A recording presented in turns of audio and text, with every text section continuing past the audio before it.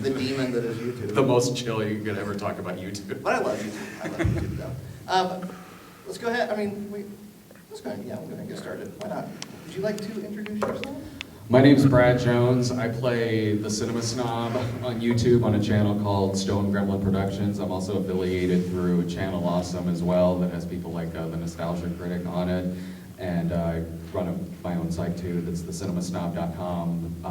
We have an animated series called Lloyd. We do current movie reviews, we do original movies, and like riff shows as well on old exploitation movies for about 13 years now, I think, so a little bit of everything over time. Is there any movie you haven't covered yet? Let's see. There's got to be some obscure porno spoof we haven't gotten to yet.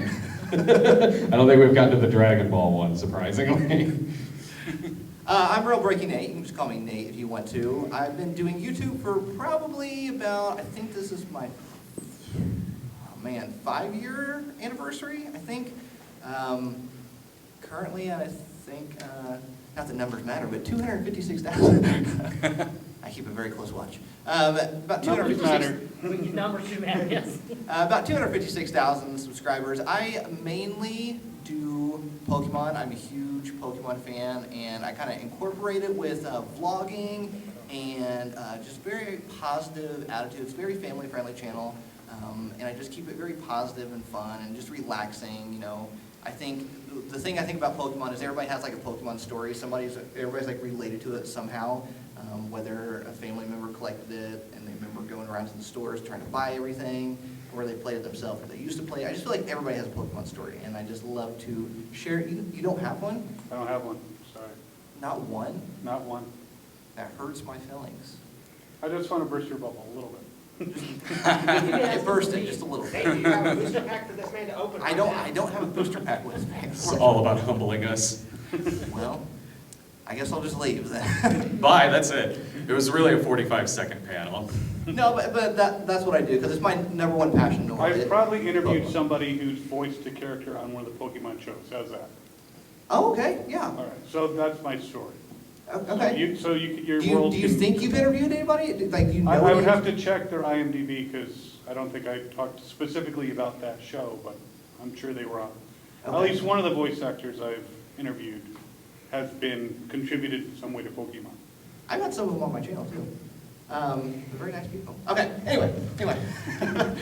Sorry to derail. Go. Oh no, you're perfectly fine. You can ask all the questions you want. Trust me. I love how opposite your channel is there from mine. You talk about Pokemon and family-friendly stories and everything like that. And vlogging and everything. Meanwhile, on mine, the Pokemon-related thing is an adult parody of it called Strokemon. Yeah, I've definitely heard of that. And, that would not be something that would be on my channel. I keep it family-friendly because it's just, I don't know, that's what I personally enjoy. Not that I haven't ever said a cuss word in my life, and that I'm like the model citizen or anything. It's just not how I personally do my content. I don't have no problem with anybody that wants to do it otherwise. But yeah, I do find it very interesting that we're kind of different ends of the spectrum. Yeah, I mean, I've toned down on the cursing a little bit more over ours. If you want to make a living, you need to. I know, right? Yeah, exactly. I'm like, wait a minute, maybe I should tone it down a little bit, actually. But I mean, I started on I started on YouTube 13 years ago, but then for a while, I was on, do you remember Blip TV at all? I was on there for a little while, and it was kind of the Old West over there a little bit. You kind of get away with a lot more stuff you could on YouTube. Yeah, and YouTube was kind of that way at one point too. It was kind of YouTube, you have very mainstream now, like very, very mainstream. It has such a huge influence, and I think a lot of companies are starting to realize the big influence that YouTube creators have on audience. I think almost more so than a celebrity you would see in a movie. I mean, because if you see some of these content creators on YouTube go somewhere and make an appearance, it's like flash mobs. Literally, it's like flash mobs. I like to consume all of YouTube, so I watch creators no matter what they do. You know, and I think that's probably a good thing to do because it can kind of help you. But just taking, for example, what I was talking about, Jeffree Star, if you've ever seen He does cosmetic stuff. Oh, okay. A lot of beauty videos and cosmetic stuff.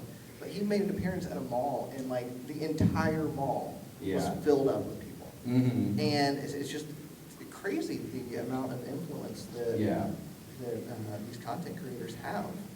It's just absolutely crazy. Oh, we get screeners all the time for someone who wants us to talk about like a movie that they've done, or something like that. Like screeners that get sent to us through email, or even like maybe even the local ads in front of it. Yeah. And if you guys have any questions at any point, I know sometimes a lot of people come in with certain questions, and don't be afraid to ask whatever it is. I know a lot of times the number one question is, how do you make money off of YouTube? It's usually a lot of people's questions. And, so if you have a question, does anybody have a question before we start rambling on and on here? How do you make money off of you? No. Well, more specifically, when did you decide AdSense wasn't enough? And I imagine you both have some type of sponsors or other income rather than just AdSense? Yes-ish. Yeah, same actually. Yes-ish. And what percentage compared to AdSense are those other streams of revenue? Can I see your tax return? No, I'm kidding about that. Oh crap! It is that time of season. I mean, obviously not to get like too personal into like all the analytics and everything. YouTube's not my only source of income, but it is my main focus and my main income. And to me, I always kind of want it to be that way because YouTube's my passion, and creating is my passion, entertaining people is my passion. I know it's smart to make sure that you, if you're running the business in a smart way, to make sure you don't have all your eggs in one basket. But to me, it's almost hard not to. Like, I love YouTube so much, and I spend more time doing YouTube stuff than anything else. Yeah. That it's hard not to make that your main source of income, so to speak. I also work with Wizard World. I travel around with them to all their shows, and I'm one of their celebrity moderators. So I make income that way, but in comparison to YouTube, it's like nothing. I'm more referring to, instead of just AdSense and the revenue you make from running ads on YouTube, like sponsorships for videos, affiliates, what other types of income, while still being on YouTube, have you found to be successful for you?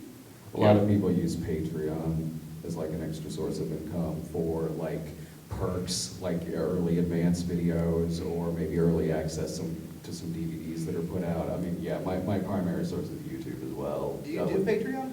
I do for Patreon. I use for like a lot of different business expenses, whereas AdSense kind of covers, life stuff, food, Yeah. like all that food, all the essentials, I guess.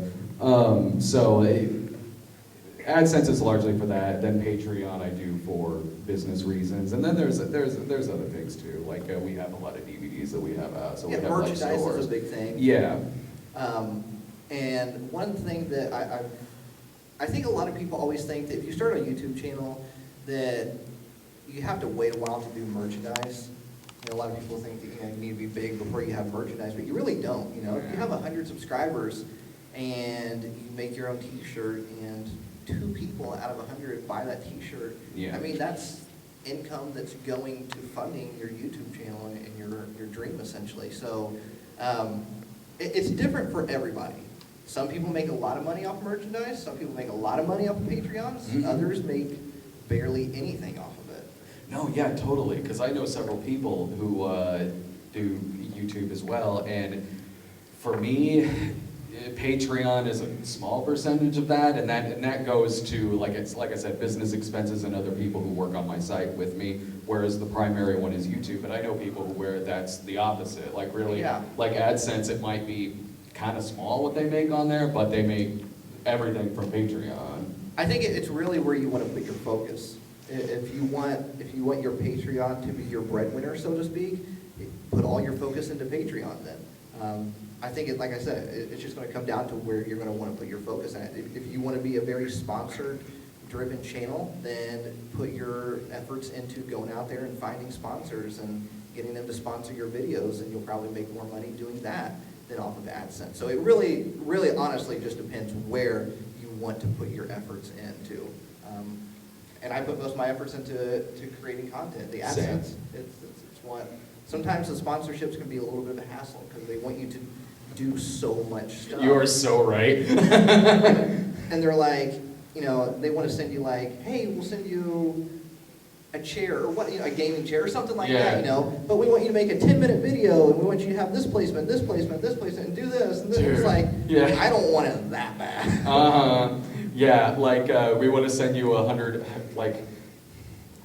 hours of these shorts that we've created or something like that. I'm like, I don't have that much time. Holy crap. Yeah, you got to be very, very careful when it comes to that. And then obviously don't devalue yourself. Know your value. If you think that, you're getting the shaft, so to speak, you feel like a company's taking advantage of you, let your mind, speak your mind and let them know. You're part of the negotiating deal as well. So, and I think that's what a lot of times, I think when I first started getting my first couple of sponsorships, I think I definitely probably much devalued myself because I was just so excited. Yeah. They reached out to me and were like, Yeah. hey, we'll give you this or pay you this. And I'm like, yes! And Sold. But now I think I turn down 90% of anything I get offered just because it makes no sense for me. Yeah. It makes no sense for me to do. Like a company, I used gaming chair specifically because a company reached out to me and wanted to send me a gaming chair, but they wanted me to do an entire video on this gaming chair. And I'm like, my audience and fans are not going to want to watch that. Yeah. Yes, it's cool I'm getting a chair, but I don't want to bore them with a 10-minute video on this chair. No, I'm not going to do it. And I think you don't always have to take free stuff. Learn to turn down some things. No, I've always, any kind of sponsorships that I've looked at, it's always been certainly something like you were saying, that could be integrated really, really well. I mean, right now, honestly, the main sponsorship I got going on is Wizard World. Yeah. It's promoting Wizard World, and that fits in, it's just a little ad I put in at the beginning of it. We mentioned all the different shows coming up. I mean, we're in this Comic-Con shirt now, which is the type of stuff I wear anyway. So, and also looking at other YouTube shows I watch and how sponsorships fit on there. Like there's a show I watch, I watch Double Toasted all the time, and there's a bunch of their videos where at the end they would have just like a tiny little ad for like Gamefly or something like that, and it'd be like, oh well, that's certainly a company I could approach, or if I hear from them or something like that, like that would fit in really well because it's just a little stinger at the end of an episode. Yeah, I think for me personally, it definitely has to make sense for your channel if you're doing some type of sponsorship deal. And if it literally does not relate to my channel at all, I will not do it. Because I still have integrity too, you know what I mean? A lot of times I get reached by, a lot of these like app companies reach out to me. Oh, yeah. And I'm like, first of all, I don't know if you're a scam, like you're trying to scam audience, and I don't want to be promoting a scam or anything like that. I've built this trust with my audience. I don't want to lead them in the wrong direction off of something. So I turn down a lot of stuff. I also don't want to deal with it either. Yeah. I just want to make videos and have fun. With me, it's primarily the movie screeners that people send me, because we have a lot of vlog series on different movies, and a lot of our shows have to do with that.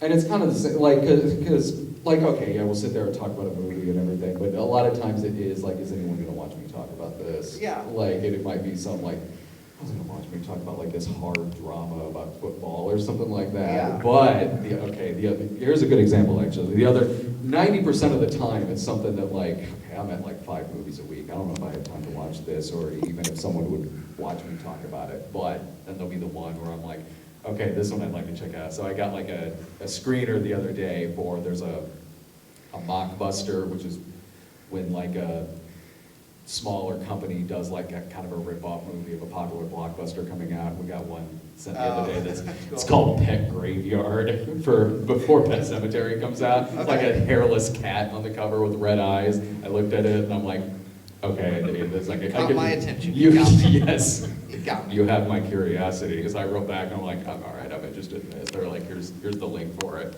So that's what to answer your question, that's what I'm also doing when I get back to town. When I get back home, that'll be my day of work there. And then YouTube's also recently started memberships. Oh, yeah. So that's another source of income. It's almost kind of like how Twitch does memberships. I'm not big into the whole Twitch thing, but you pay X amount a month to get special perks, and that's another way to make money. You can also take donations too. I mean, Oh, yeah. people have donation buttons all the time. Is it kind of like Patreon? Because I've seen I that would on there say, before. yeah, kind of like it. I've not done it Mhm. yet, so, Neither and I don't have know I. if I will, but I think it is more like a Patreon. But a lot of people seem to make a lot of income off of doing that as well. You just have to make sure you put focus into it and not just drop it. Yeah, that's why I haven't looked into it entirely, because my fear is like it would split Patreon, you know what I mean? Like if I didn't have Patreon, then that would certainly be an avenue I would look at. And if you don't have Patreon, then yeah, certainly look at the details of the channel memberships, because I do know people who would do it. But it would, if I did, since it works the same thing as something that I already have, Yeah. like attention would be taken away from the one thing, like too much of it would be split. Yeah. Going So I through think each the other. memberships, you have to reach a certain level before you can, Oh, do you really? yeah. Okay. That's true. I think it's probably 100,000. Yeah. Would be my guess. That I'm seems not to be there. kind Oh, of okay. the benchmark for everything is about 100,000. Yeah. That makes sense. But if you're starting off, obviously, yeah, just making merchandise, things like that, I think is kind of the best way to go. Yeah. How many hours a week do you do your YouTube? I mean, is that your full-time job, 40 hours? More than 40 Probably more hours? than 40 hours. Yeah. Way more than? Yeah. I always tell people, I've never worked harder at something in my life than I have at this right here, because I'm so passionate and I care about it so much, and I care about what people see on my channel, and I care about my videos and my Yeah. audience and everything. And I don't keep track of how many hours I'm working. I just do it, and when I'm done, I'm done. But I'm sure for you as well, it's over 40. It has to be. Yeah. Yeah, and like, yeah, it is, working on it is certainly long, but it's something we're both obviously passionate about, so, and I'm constantly doing something for the site. Sometimes, because I work from home, everything I do is home-based, so, gosh, I mean, there's times where I'll be working on something just to keep from getting bored, you know what I mean? It feels like going to the office and then not doing anything. Okay, So yeah. I'm very ADD as well. So I'll just be like, just start writing something, or I'll start editing something, or I'll start putting together ideas for something else. That's just how my mind works on that kind of thing. So yeah, I have to have days where, like, if I want to relax, like, I really don't want to be at home, I want to get away for a weekend. I don't know if I can relax at this point, because Yeah, I'm dude. always thinking about Uh-huh. what's next, or what to do next, or cool ideas that I have maybe. Same. I just can't relax, to be honest with you. I took my very first vacation ever last year during the summer, and I went to Florida. Mm-hmm. And while I was down in Florida, I couldn't relax. I literally couldn't, and I just started working Mm-hmm. while I was down there, and I started filming videos while I was down there. And I was like, oh, this would be so cool, and people would love to see Yeah. this, and I want to show it to people. And Mm-hmm. so I worked while I was on vacation. I know, right? And I think with most YouTubers or content creators, their hours tend to be broken up throughout the day. Yeah. So it's not like someone's goes, okay, I'm going to spend 8 hours, and then once that 8 hours is up, I'm done. Usually it's like maybe 4 hours when you wake up, and then maybe another hour here, and then maybe 5 hours before you go to bed. It's just Yeah. kind of like you fit it in where you Mhm. can. And of course, you still have to juggle a personal life and a home life. If you have a spouse, a girlfriend, boyfriend, you still have to juggle that. And it's Yeah, my wife's right there. Maybe I should ask her how many hours I work a week. Do I have trouble on vacation? Sometimes, yeah. Yeah. So what I do for that, because lately I've been like, you're right, what you said about it, like, unfortunately can kind of like break into your personal life a little bit. So there's ways to get around that. On days where I have to edit a lot, I'll set my alarm to get up early, to get up really early, so I can, Yeah. you know what I mean? Yeah, no, So I totally know what you mean. So I can get it done like while you're still asleep. yeah. I set up alarms to get it done before my wife comes home. Yeah. And, but it's gotten to the point now to where it's almost kind of, I wouldn't say consumed her life, but she's in it too. Mm-hmm. And I now feature her on my channel as well, and kind of people know us as a family doing this stuff, and she loves doing it too. So it's really a blessing. I mean, you can gripe about it as much as you want, but I wouldn't give it up for anything. Oh, dude, same here, and that's why I don't gripe about it too much. And whenever I do, it's always kind of like jokingly. Oh, so, yeah, you totally, know. totally. But no, yeah, I mean, my wife's on my channel as well, so we'll do certain things for the site together. Sometimes good, sometimes, all depends on the movie we have to watch. You know? Like, sometimes, yeah, I'd be like, oh, I can't wait to go see this. And other times, it's like, oh, do I really have to go see the submarine thriller Hunter Killer with you? Like, please, honey. Everyone else said no. And I see that you've learned to work the camera. Yeah, it hurts the arm a little bit, but My wife too.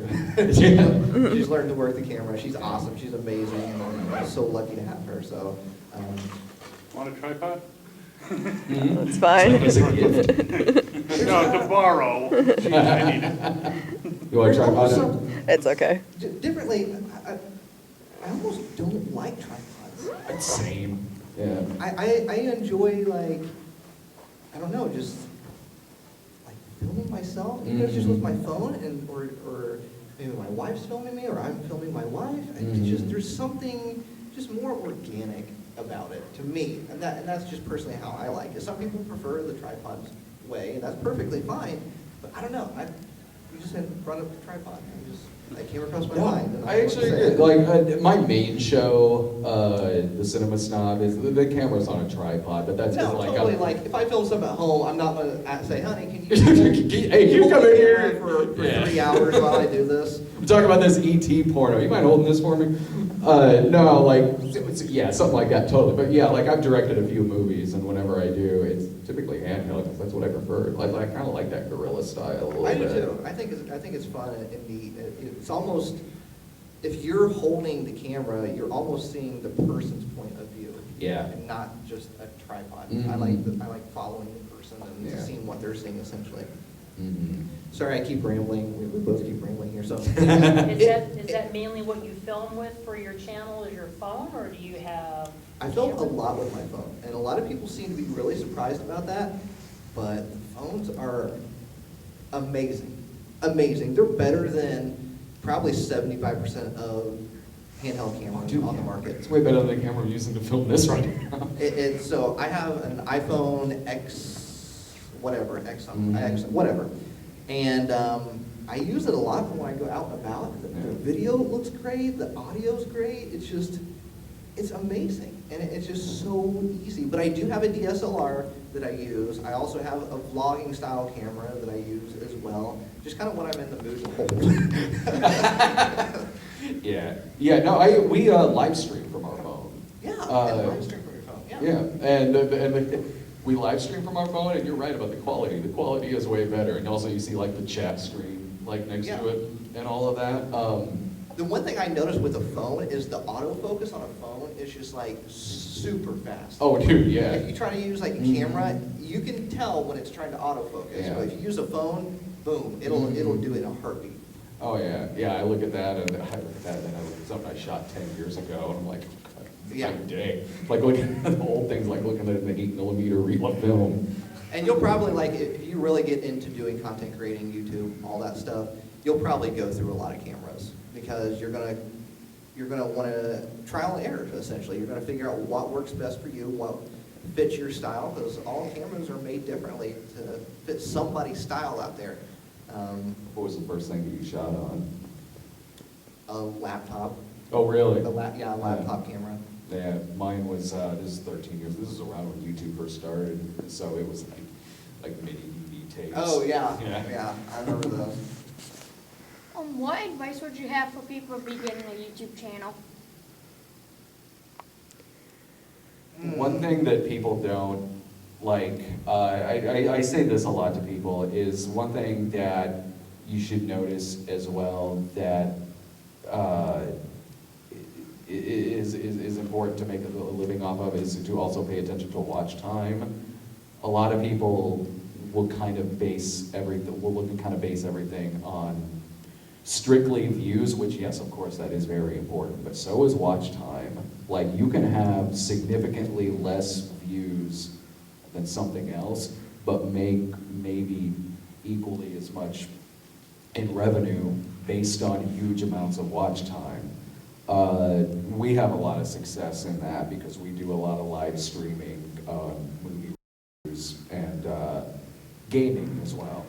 So we have, we've been doing a thing lately where we've been doing a live stream gaming on YouTube, and because YouTube's been trying to pump that up a lot lately, especially their super chat section, where super chat is people can donate and ask you a question or promote something.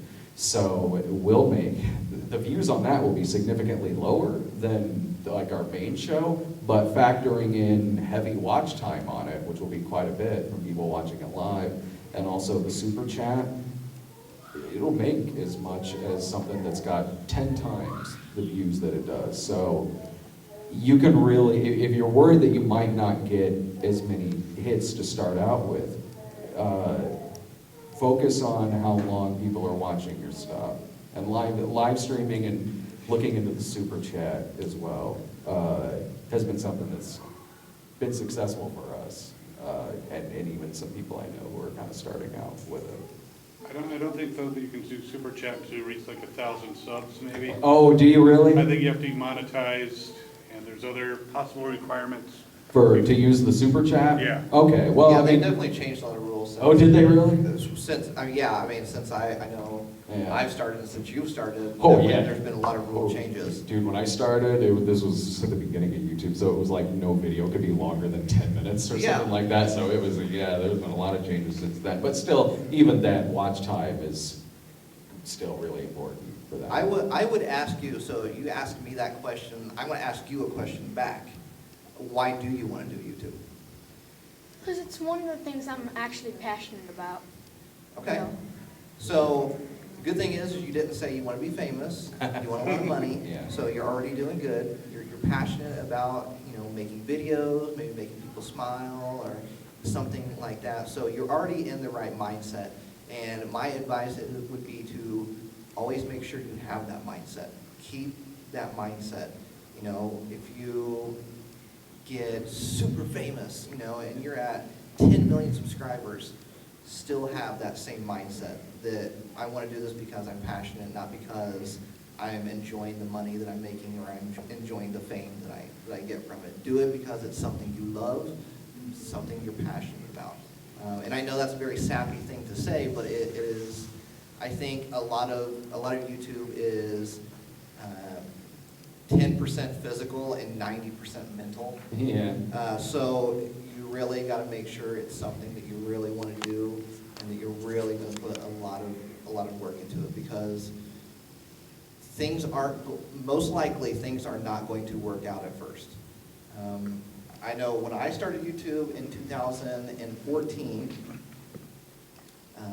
I started off with the mindset of like, oh, you probably gain subscribers and views like really fast. Like, Yeah. like I going into it, I didn't know how YouTube Yeah. really worked. I just knew I was going to make videos, and didn't know it was a very harsh reality for me. Yeah. By early 2000, so I started in 2014. Early 2017, I had about 1,000 subscribers. Mm. So since 2017 to now, I'm at 256,000 subscribers. So it's, I put my ducks in a row, so to speak, and realized that this is my passion, and this is what I want to do, and if this is something I really want to do, just like any job, you got to do your job. You got to put the work in. You can't just make a video and then wait for it to happen. You got to make a video and then start working on your second video. You can't wait to see if that one video does good. Mhm. You have to start working on your next video. And I think that's one of the big mistakes I made was I would upload a video and then I would sit there and go, all right, Ooh. let's see if people enjoy it. Yeah. I mean, I still do that, but I'm already working on the next video too. Yeah. You know what I mean? Because I'm so excited, I'm passionate, I'm ready to show people another another video. So just Yeah. make sure you always stay in a good mindset. No, totally, and you're 100% right, because like, I mean, when I started, it wasn't even thought of that you could make money. I started in 2007, so it wasn't even thought of that you could make money on YouTube. So I did it for a couple of years before it was my full-time job. And I think the first day I posted something, I posted like 2 things. Like I did one review, put it up, and then just immediately started working on another, because it was a subject that I knew a lot about. I grew up watching horror and exploitation movies, so it was a subject, that's what my main show revolves around. So that it was a subject that I was already knew a lot and was passionate about anyway, and wanted to talk about it, because at the time there wasn't a lot of that on YouTube. And it was done because I just simply liked doing it. And yeah, a couple years later I started doing it as my job, but that couple of years I just did it because, you know, it was just fun to do. I was also making movies at the time too, like little micro-budgeted stuff, and I was working part-time jobs at the time as well, so I had plenty of time to kill. No, and so I just really, really loved doing it. It was lucky and fortunate enough that it ended up finding an audience. I never thought back then that like doing the first handful of videos would be like, oh, some years from now, this is totally going to be your living. Yeah, no, totally. I did not expect it at all, because I went to college for a little bit, and I was like, this is not for me. Same. How long for you? I did 2 years. 2 years, a little bit more than me. I did a year and a half. I went for criminal justice, Yeah. and I was like, this is not for me. I want to make people smile. I want to entertain people and make them laugh. I'm from Indiana. I still live in Indiana. I don't have the money to go to Hollywood.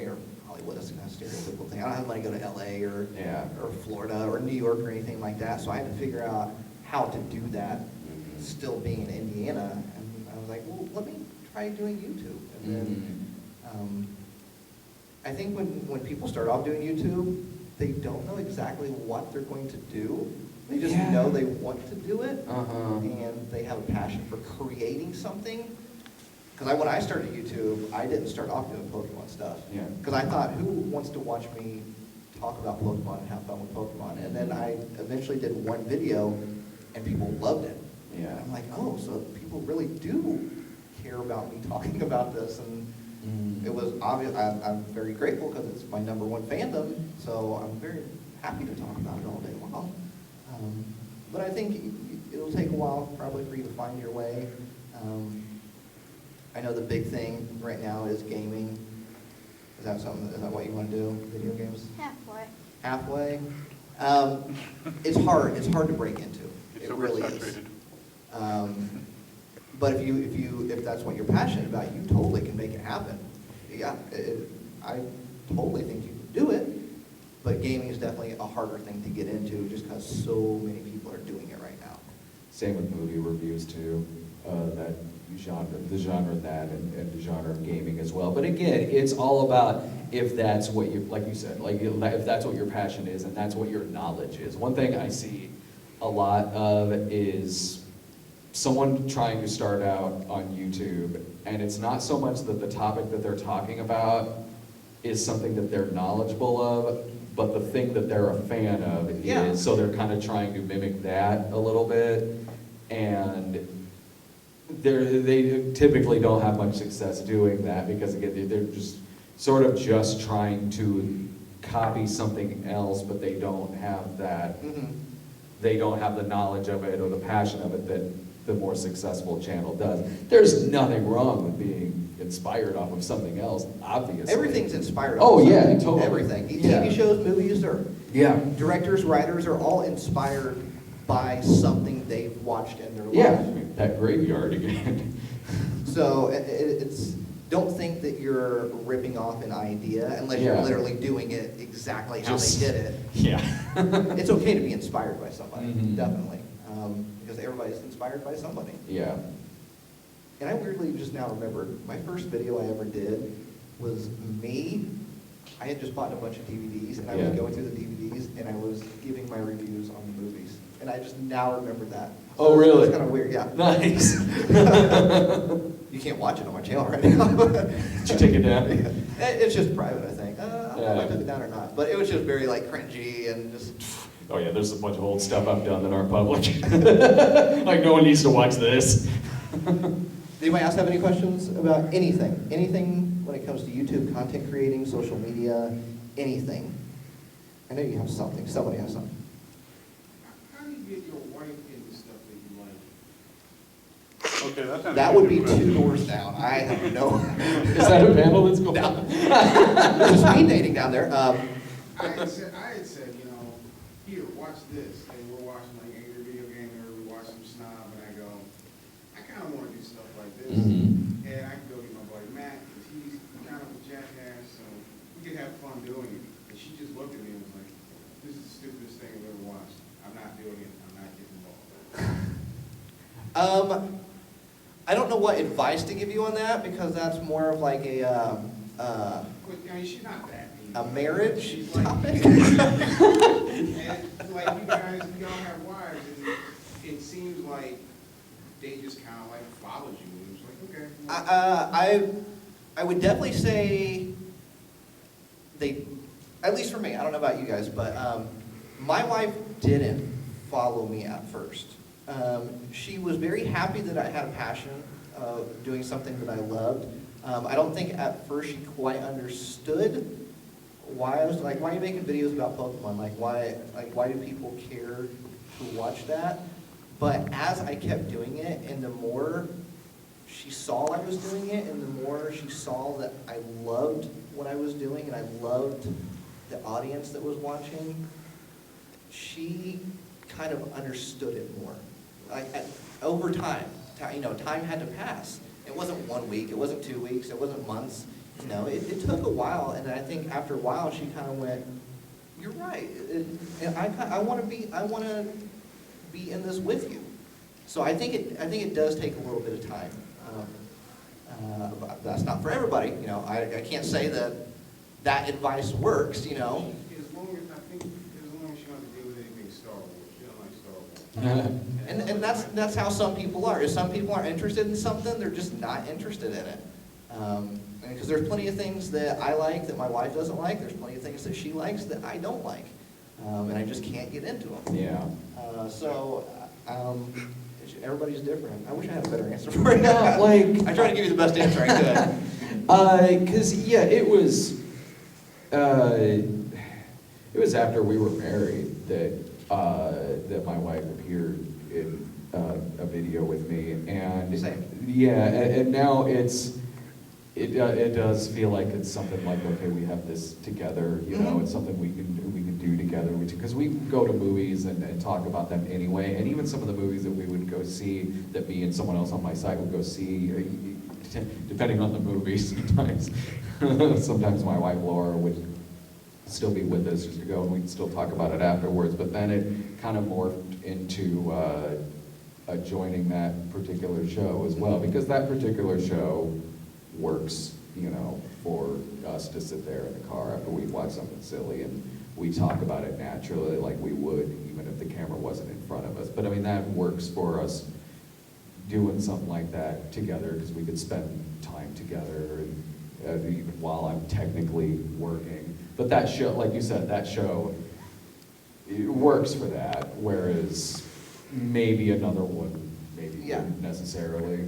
Maybe try incorporating things into it that she also enjoys, so you can both kind of give your views or your opinions on, kind of combining two things that you like into one thing. Well, she doesn't like science fiction, and I kind of conned her to go and see Battle Angel Alita last week. And she's kind of starting to turn, she actually liked the movie. But That was a good movie. And if we, That's my usually review. when we go to the movie, she walks out furious. But here's the thing, I think you're coming at it from a standpoint of, we have to do a video together where we both like this movie. Well, no, I don't do videos yet. I'm trying to kind of talk her. I think it would be interesting if you go see the movie and then both of you talk about it, I would love seeing how much you loved the movie and how much she hated the movie. Oh yeah, I would love to see the two. that makes for good watching. Yeah. The It does. I kind of started thinking about it, because she actually liked the movie, like I was shocked. I mean, so whether she likes the movie or whether she doesn't like the movie, and same for you, you still have an opinion on the movie, whether you like it or you don't like it. And I think that would be cool to see both of your opinions. Because we watched the Superfly remake the other day, and she was talking about everything she liked about it, and I'm like, well, we're in a new one. Because it's like, this is. You should have turned on the camera right then and there. Yeah. She like, I don't really like remakes, but I'm willing to tolerate certain ones. Like, if you do a good job on, I'll give you the benefit of the doubt. This one was just like a bad episode of Power or something. Just make some practice videos, and then both of you go back and watch them, and Yeah. you might be surprised at what you found, and what she thinks of it, and what you think of it. You never know. You just got to experiment, essentially, with it. Yeah, and we go see on our show, we go see everything that comes out. Like on that particular show, we have to see all the movies released, so, I mean, that way we're used to going to see some stuff that we don't particularly want to see, and that's typically the ones that people like to watch. Right? Yeah. Was there ever one that you and Laura would see where you guys got home and she was like, I don't want to talk to you? Oh, that you're so mad that you won't even talk to me. Every time. Still takes crap with Jumper. Jumper, the Hayden Christensen one? Yeah, she hated it. Yeah. And every now and again when I picked a movie, that was like 2008? I still have to catch crap about that. Well, you made a mistake. But I figured she'd forget, then I remember, yeah. No, Your wife never forgets. no, I've seen you take the bad movie out on the chair in front of you, but not like me necessarily. Yeah, Hunter Killer, which was a really, really bad movie. It was a too boring movie. But I don't remember. Were you mad at me after that, honey? I don't get mad at you. Get mad at the movie. So Yeah. are you going to go see Detective Pikachu then? Oh yeah. Are both of you excited for it? I know. I know more about Pokemon than he does, Yeah, so. yeah, she knows more about Pokemon than I do. Me knowing very little, but that movie does look really fun. So it interests you? Yeah, does it interest you? Oh, yeah, 100%. Like, I am so jacked for it. Yeah. I mean, because I've been a Pokemon fan ever since it came to the United States. Yeah. Back in the 90s when I was a kid, and I've been a fan ever since. Mhm. And this is something that, like, longtime Pokemon fans, or even really any Pokemon fan, has been clamoring for, a Yeah. live-action Pokemon movie. We're Mhm. finally getting it, and it looks great. It looks really funny. I honestly was very, very surprised, because I thought a lot of people were gonna be like, oh, this is cheesy, this Yeah. is, corny, this is a cash grab. And it's totally not. Mhm. It's totally not. It looks phenomenal, and it looks like it has a good story premise, and I think it's gonna be a great movie all around. Any other movies you wanna review? Oh, YouTube, sorry. I recently just watched your Friday the 13th reviews and your Nightmare on Elm Street reviews. The one thank thing you. I really can't stand about the Freddy vs. Jason movie is how they gave him a jacket when he really didn't need it. I was so mad, but the one movie that I wish you guys would review is My Bloody Valentine, the 1981 remake, and then the 2009 remake. Yeah, both of those. Did you go see a lot of horror movies? Yeah, I like horror movies. I've seen the remake. The remake was good. I like both of them, It was actually. Wasn't it in 3D? It was, yeah. I totally remember sitting in my living room, like, having the 3D glasses on. And that's my favorite kind of 3D too, the one where they're just throwing stuff at the screen and like, they throw the pickaxe, it flies at the camera. Like, that's my favorite kind of 3D. Oh, yeah. That's the experience right there. Dude, yeah. Though, you ever see Friday the 13th Part 3? Whether it's... Probably not. Oh, The honestly. guy has a really long pole and he turns around deliberately, yeah. so it's like pointing at you. It was that period in the early 80s where they were doing gimmicky stuff like that, and they'd be like, check out this yo-yo I found. I like that gimmicky stuff. Me though. too. I think it's I do so too. fun. I did a couple of YouTube videos like that once, because at one point YouTube had like a 3D option. I remember that. I totally remember that. Did you ever use it? No, because I would not know how to do it. It was actually kind of hard. I did it a couple of times. They don't even have that feature anymore, because maybe I'm the only one who actually used it, and I used it like twice. And so I just went to like the dollar store and was like shooting like knockoff Nerf guns at the camera. It was a review for Friday Did the you have to have a 13th Part special 3. camera to do that or something? Yes, at one point, yes. You needed like a special, they would have like a handheld camera like that would just have like like an anti-glare 3D Oh, okay. button on it. It'd turn into the red blue thing. But then you could also just download like a converter that would just Oh, okay. convert it into that. That's interesting. Yeah, both of them had about the same kind of effect to Something like it. this? Yeah, it looked a little like it. Does that have a 3D option on it? Yeah, but it would take a lot of tweaking to do it. Yeah, I know, yeah, like you were saying, like, it wasn't easy to figure I out. don't got time to tweak, okay? I know, I'm yeah. editing nonstop. Yeah, like I'm trying to figure out how to work this 3D camera to eat Doritos 3D. That's my Doritos day. 3D Doritos, remember those? Oh, yeah, Oh, they still have them in Mexico. I know. Yeah. Trying to get me back up here. Those are all my eBay purchases, is like food that discontinued 3D here, but. Doritos and Dunkaroos. Yeah. Anybody else have any other questions before, because we only have like seconds? I really never understood if Harry Warden was actually possessing Jensen Ackles in the new My Bloody Valentine, because people thought he was either possessed or he just went crazy. What are your opinions on that? I don't have an opinion, so you go with town with that. Geez, I don't either, because it's been, I haven't seen that movie since it was first out. And I liked it, I liked the movie, but I've seen a lot since then. I can't remember it that much. So, yeah, sorry, I'd have to see the movie again. I'm curious before we get what? I'm curious to know what kind of YouTubers do you watch? Like, who are you really into watching? I'm a huge fan of Double Toasted. They do a live streaming series on doubletoasted.com. They have podcasts on there. They do movie reviews and talk about current events. I'm super. Some of my best friends run Channel Awesome. That's Doug Walker, Rob Walker, all those guys. So I watch them a lot too. Their vlogs and the Nostalgia Critic episodes. But other than that, when I'm winding down for the night, I usually have like an old sitcom on or something like that. You know, like I'll watch my friends' videos and then just kind of chill with like an episode of Frasier on TV. You know? Frasier out of everything? Yeah, dude, you're not a Frasier guy? I just can't. No, I can't do that. What about Cheers? No, I can't do that. Can't do that either. I just showed my age. I mean, I'll take some Seinfeld, maybe. Oh yeah. I like I Seinfeld. can totally do that. Mm-hmm. What are some of the YouTubers that you guys watch that you're into? I'm actually a YouTuber myself, growing. I watch Markiplier, Jacksepticeye. I mainly watch you guys whenever I'm bored. I've made fan art in the past of you guys. Mm-hmm. It's just a Thank passion you. no problem. It's just a passion I'm really into. What do you do on your channel? I basically do upload videos, gaming videos, and sometimes I'll review, or I haven't even done this yet, but I plan on doing reactions of your content.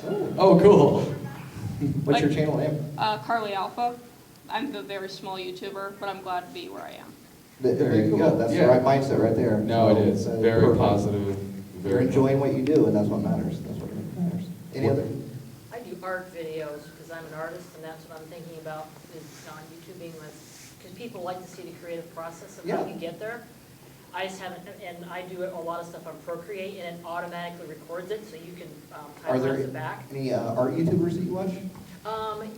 Sycra is one of them. He's probably the main guy that I watch. There's a few other ones I can't come up with their names right now, but I watch him a lot. I've learned a lot from his channel. Okay. SYCRA.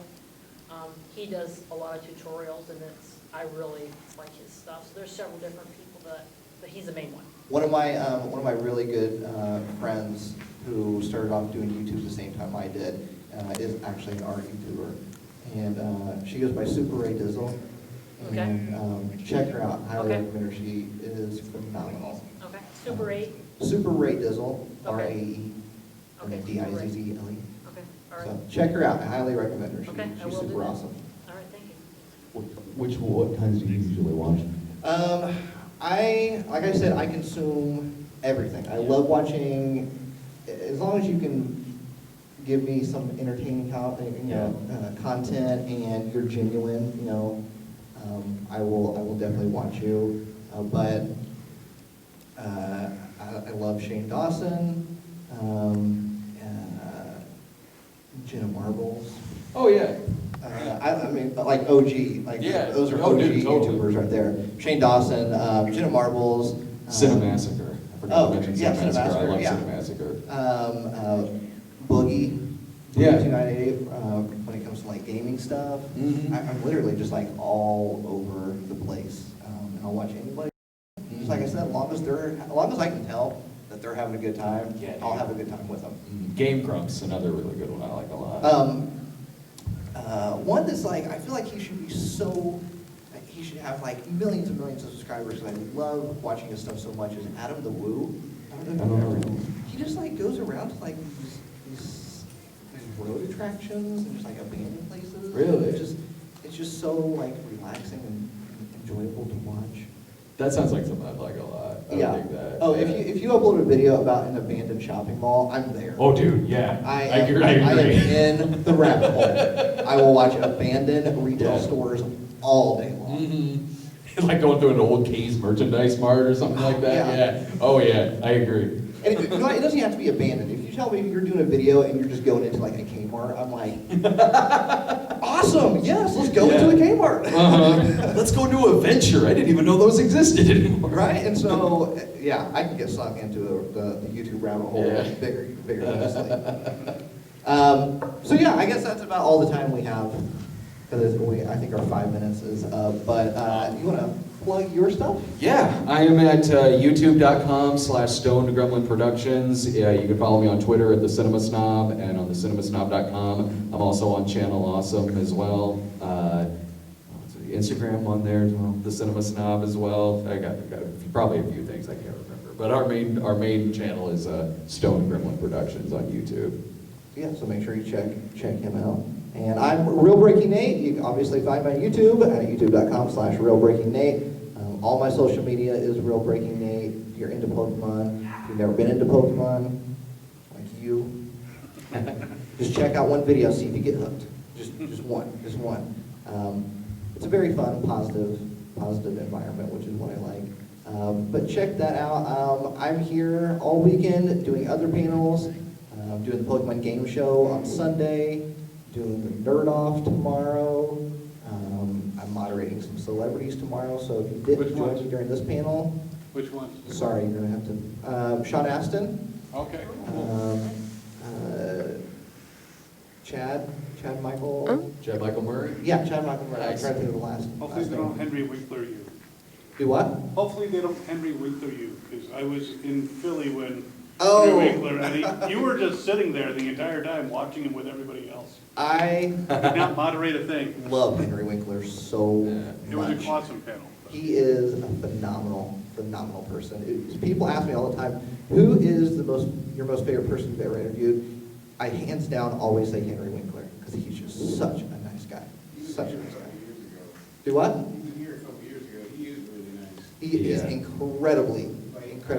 wanted to say hello, and he had wandered in the crowd, was talking to people, and he was talking to Corbin Burns, and then came back and stopped talking for like 10 minutes. If you ever have a chance to meet Henry Winkler, he's just a great, down-to-earth guy. I met him at Wizard World New Orleans like a year ago, and this was before the con started. I was out in the hall just on my phone, and then he walks up to me, like, I see someone come up to me, I'm like, I'm texting my wife, he points and goes, ooh, that must be really important, and then just walked away, and I laughed and was like, did that just happen? Like, it was really funny. He's a really, really funny dude. He is. He's really cool. Are you guys going to go see any celebrity Q&As later? I might be going seeing Jason Momoa. Nice. Any others? Jason Momoa is really nice too. Does he have one? He doesn't have a Q&A though. No. He'll have a panel. Jason Momoa does have a panel this weekend. Saturday. I checked the schedule. I didn't see it, unless they added it last minute. I but- saw it on the schedule. I know Sean Austin. Oh, maybe they added it last minute. Cool. Because that's what I saw on the website. Yeah. That'd be awesome. That actually would be the first one I think he's ever done. Oh, really? Yeah, the first Q&A at least for Wizard World, I know, but. Oh, nice. Actually, I don't know if he's actually there, if they're just talking about the next. I'm Yeah, there is an Oh. Aquaman panel, but I don't believe he is on it. Yeah, I was gonna say, 'cause I don't think he usually does Q&As. Right, I know which one you're talking about. Yeah, it's the one where they're talking about Aquaman 2 or something like that. Yeah, I saw that on the schedule. But yeah, it Yeah, didn't he's say not Q&A or on. anything. He's only here tomorrow, I believe. Well, thank you guys for joining and for Thank you very much. chatting with us and bantering about Rain the Pin. Hopefully you have a great weekend here at Wizard World Cleveland. Have some fun.